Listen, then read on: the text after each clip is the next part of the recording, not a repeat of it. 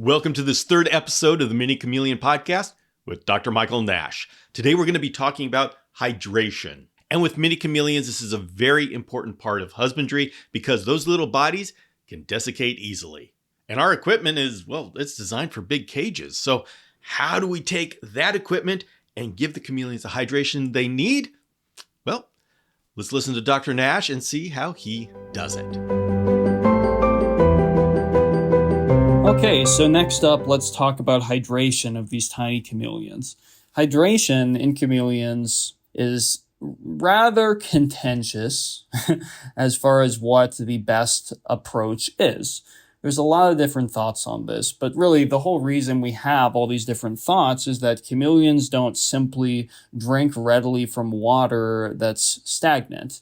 Some do, and some have been observed doing so in the wild, but if it was that simple, we wouldn't have all of the technologies we do applied to chameleons, and it wouldn't be an ongoing discussion.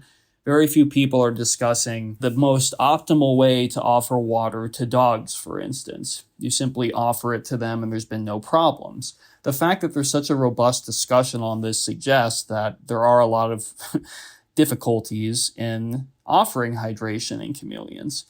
So with that as sort of a background, the tools I have used are mister systems and foggers. So foggers have recently become popular, although they've been used for a while, but the discussion about them has sort of come to light more recently. And the reason is that there's this idea that in the wild, chameleons are hydrating through fog. So the idea is that they're inhaling and somehow the moist air is perhaps accumulating in their mouth or the back of their throat, and they might even be swallowing at nighttime to hydrate. But in addition to that, of course, has been demonstrated in other species too, if the air is simply more humid, chameleons and other organisms get less dehydrated by breathing and existing in that environment than they would if it was very dry. So humid air might actually hydrate the chameleon, but also it helps lessen dehydration. So that's the benefit of using fog in theory. Misting has been around for a while as well, and effectively this lets you simply spray the enclosure with water, which not only increases the humidity and the amount of water in the air, but also allows water to more readily accumulate on leaves, so chameleons could in theory drink off of certain surfaces, since the water has accumulated on leaves and things like that.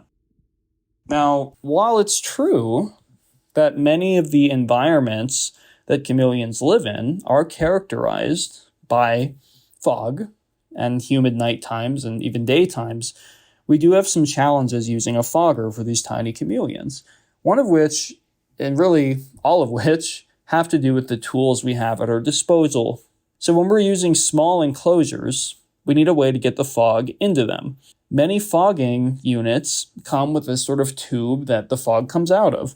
Now, if you watch how the fog leaves the tube, you see that, of course, right as it's exiting the tube, it's very dense, and oftentimes it's moving quite quickly. So it's a dense, thick cloud of fog that's being pumped out.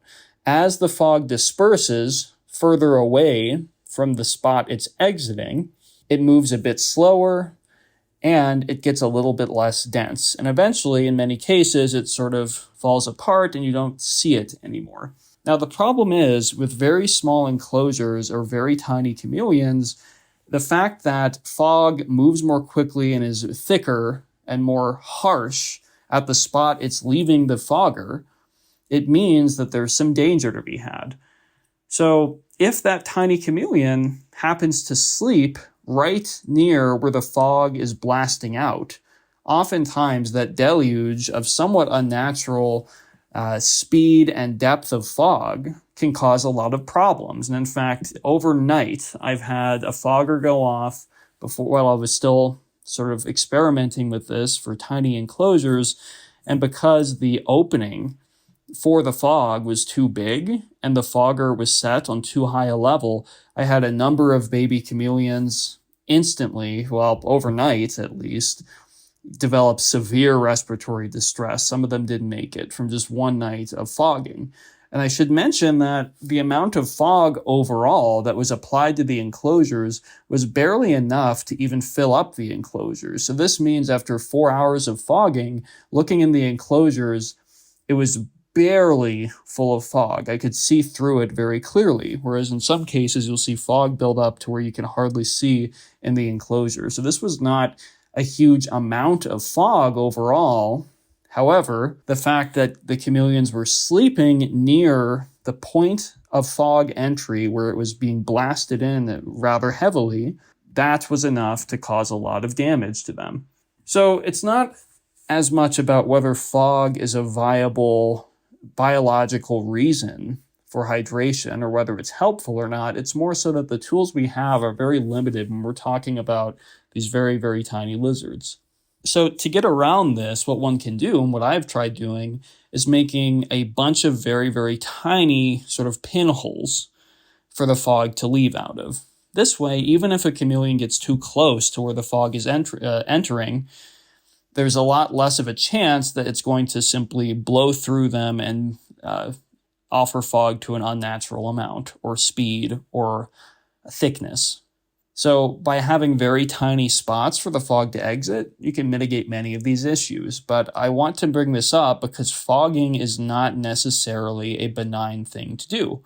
Although, indeed, in the wild, we see fog across many of these regions where these chameleons live, and we know that it's humid. That doesn't necessarily mean that the way we're achieving fogging in captivity is appropriate or helpful.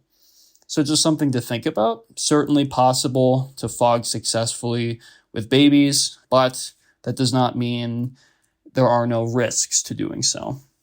So for another strategy, we can talk about misting. Misting is actually my preferred strategy. The reason is that it allows the nighttime humidity to go very, very high in combination with reducing the fan speed and fan interval.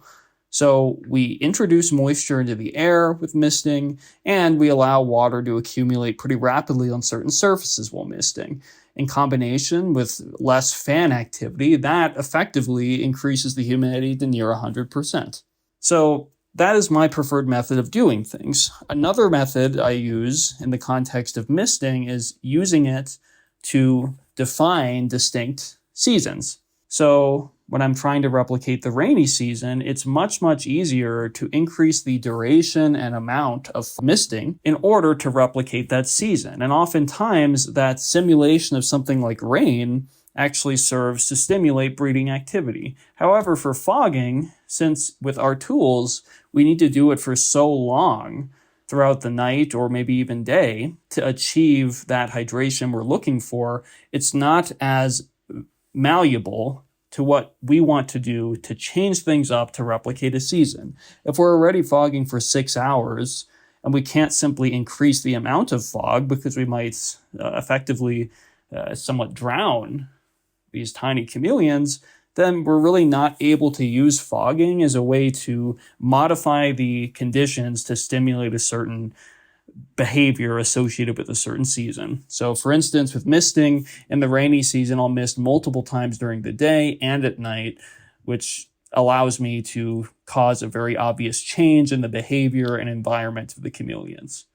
So that's what I try to do. I also find that for misting, although it does produce water that accumulates physically on things, it also does provide some water vapor. So indeed, these tiny chameleons can go lick water up. But in addition to that, it does allow for some vapor to accumulate, which they could then conceivably inhale. And then that is another way it helps with hydration. Importantly, for misting nozzles and misting systems, one needs to be careful where the nozzle is heading. Much like for fogging, if a chameleon is 1 millimeter ahead in front of a misting nozzle when it goes off and shoots pressurized mist, that can be very damaging. And in fact, they can potentially drown. So one needs to be strategic with where they place the misting nozzles, and typically I recommend placing the misting nozzle maybe 3 inches or more away from the closest spot the chameleon can physically access. That way, by the time the mist reaches the chameleon, it is in fact more like a mist as opposed to a sort of squirt gun. So humidity is a very important aspect of keeping tiny chameleons alive. These are a couple of tools I've described that allow the humidity to be high.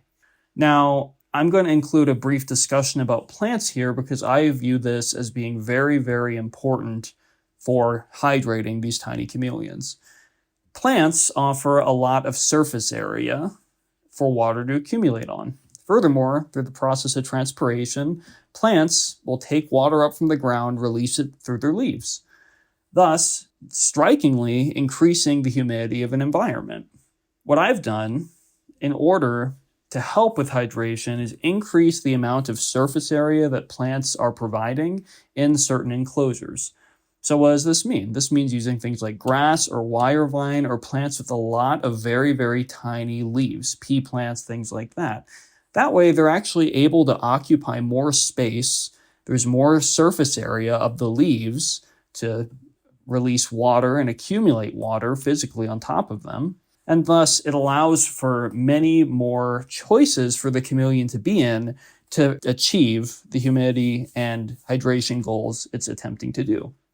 If you have multiple different patches of grass, for instance, in an enclosure, they can hide within one. The water will tend to stay on the leaves longer. The humidity can be very, very high, very deep in this collection of leaves, and so on. So the plants you use and the purposes of the plants are also very important for humidity and water access. So I encourage people to think very carefully about which plants they're using. Try to fill up a lot of the enclosure with plants if possible, with an eye towards what is the value of adding that particular plant. Is it for structural reasons, for perching? Well, that might be good, but is that at the expense of a lot of just simply open area that the chameleon doesn't use?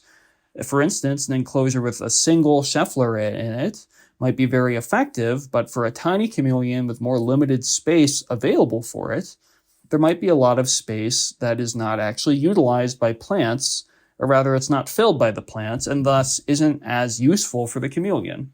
So I'd fill the enclosure up with more than halfway, totally full of plants. Typically, I go up from 70 to 80% of the enclosure is completely full of some kind of plant material, usually of various textures, different leaves, and so on, to occupy a lot of the free space available and at the same time give a more wide depth of humid microclimates available.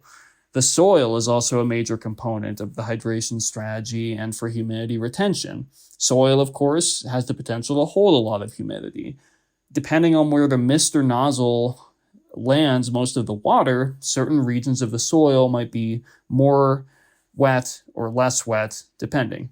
So that's another important thing to consider when setting up these enclosures. The soil can be useful for maintaining humidity and offering hydration opportunities.